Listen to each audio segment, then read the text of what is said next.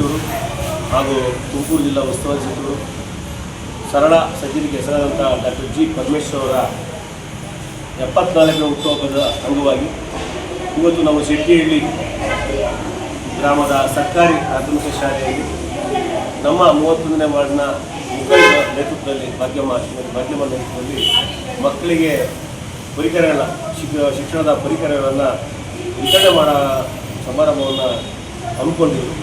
ಈ ಸಮಾರಂಭಕ್ಕೆ ನಮ್ಮ ಆರಾಧ್ಯ ದೈವ ನಮ್ಮ ಗುರು ನಮ್ಮ ಪರಮೇಶ್ವರ ಪ್ರೀತಿ ಪಾತ್ರ ಗುರುಗಳಾಗಿರ್ತಕ್ಕಂಥ ಕಾರಣೇಶ್ವರ ಮಹಾಸ್ವಾಮಿಗಳು ಇವತ್ತು ಆಗಮಿಸಿ ಈ ಕಾರ್ಯಕ್ರಮಕ್ಕೆ ಆಗಮಿಸಿದ್ದಾರೆ.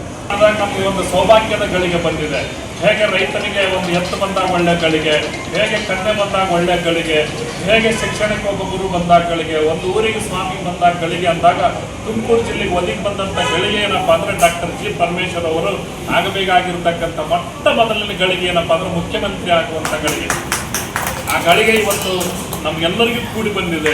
ಯಾಕಂದರೆ ಅವರು ಈ ಸವ್ಯಸಾಚಿ ಅನಿಸ್ಕೊಳ್ಳೋಕೆ ಕಾರಣ, ಅಜಾತ ಶತ್ರು ಅನಿಸ್ಕೊಳ್ಳೋಕೆ ಕಾರಣ, ಎಲ್ಲರ ಜೊತೆಗೆ ಒಂದಾಗಿ ಬೆರೆಯುತ್ತ ತಾಳ್ಮೆ ಶಾಂತತೆ ಇರೋದ್ರಿಂದ ಆ ವ್ಯಕ್ತಿ ಮುಖ್ಯಮಂತ್ರಿ ಆಗಬೇಕಾಗಿದೆ. ನಮ್ಮೆಲ್ಲರ ಬೇಡಿಕೆ ಆಗಿದೆ ಹಾಗೂ ಆಗ್ರಹ ಆಗಿದೆ.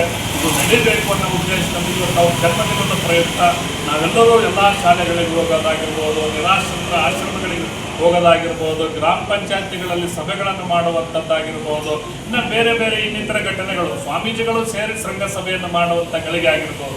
ಇವತ್ತು ಅತ್ಯಂತ ಶ್ರೇಷ್ಠವಾಗಿ ನಡೀತಾ ಇದೆ. ತುಮಕೂರು ಜಿಲ್ಲೆ ಹಬ್ಬದ ವಾತಾವರಣ ನಡೀತಾ ಇದೆ. ಇದು ಪರಮೇಶ್ವರರ ಹುಟ್ಟಿದ ಹಬ್ಬ ಅನ್ನಂಗಿಲ್ಲ, ಇದು ನಮ್ಮ ರಾಜ್ಯದ ಒಬ್ಬ ಗೃಹ ಮಂತ್ರಿಯ ಹುಟ್ಟಿದ ಹಬ್ಬ ಅನ್ನಂಗಿಲ್ಲ. ಮುಂದಿನ ದಿನಮಾನ ಅವರು ಮುಖ್ಯಮಂತ್ರಿ ಆಗುವಂಥ ಹಬ್ಬದ ವಾತಾವರಣವನ್ನು ಸೃಷ್ಟಿ ಮಾಡಿದ ತುಮಕೂರು ಜಿಲ್ಲೆ. ಹೀಗಾಗಿ ಮತ್ತೆ ಏನು ಒಂದು ತುಮಕೂರಿನಲ್ಲಿ ದಸರಾ ಅಮೀರ ಅಂತ ಹೇಳಿ ಒಂದು ಹೆಸರು ತಗೊಂಡಂತಹ ಪಿತಾಮಹ ಅಂತಲೇ ಹೇಳ್ಬೋದು. ಯಾಕೆಂದರೆ ಮೈಸೂರಿನಲ್ಲಿ ಅಂತ ದಸರಾನ ತುಮಕೂರಲ್ಲೂ ಕೂಡ ಮಾಡಿದಂಥ ಒಂದು ಪಿತಾಮಹರು ಕೂಡ ಆಗಿರ್ಬೋದು. ನಮ್ಮ ಏನು ಕರ್ನಾಟಕ ಸರ್ಕಾರ ಗೃಹ ಮಂತ್ರಿಗಳು ಡಾಕ್ಟರ್ ಜಿ ಪರಮೇಶ್ವರ್ ಸರ್ ಹುಟ್ಟುಹಬ್ಬ ದಿನದಂದು ಇದನ್ನು ಶೆಟ್ಟಿಹಳ್ಳಿ 31ನೇ ವಾರ್ಡ್ ಸರ್ಕಾರಿ ಶಾಲೆಯಲ್ಲಿ ಓದುವಂತಹ ಮಕ್ಕಳಿಗೆ ಒಂದು ಪುಸ್ತಕ ಮತ್ತು ಇದನ್ನು ಕೂಡ ಒಂದು ಮುಖಾಂತರ ಅವ್ರನ್ನ ಹುಟ್ಟುಹಬ್ಬ ಆಚರಣೆ ಮಾಡ್ತಾ ಇದ್ದೀವಿ. ಒಂದೇ ಕಾರಣ ಏನಂತಂದರೆ ಅಂಬೇಡ್ಕರ್ ಕಂಡಂಥ ಕನಸು ಏನು, ಶಿಕ್ಷಣ ಪಡೆದಾಗ ಮಾತ್ರ ದೇಶ ಉನ್ನತಿ ಸ್ಥಾನ ಹೋಗುತ್ತೆ ಅಂತ ಏನು ಅವ್ರು ಕನಸು ಕಂಡಿದ್ದಾರೆ. ಅದೇ ರೀತಿ ನಮ್ಮ ಸಾಹೇಬರು ಕೂಡ ಪರಮೇಶ್ವರ್ ಅವರು ಶೈಕ್ಷಣಿಕ ಪ್ರಬಂಧ ಅಂತಲೇ ಹೇಳ್ಬೋದು.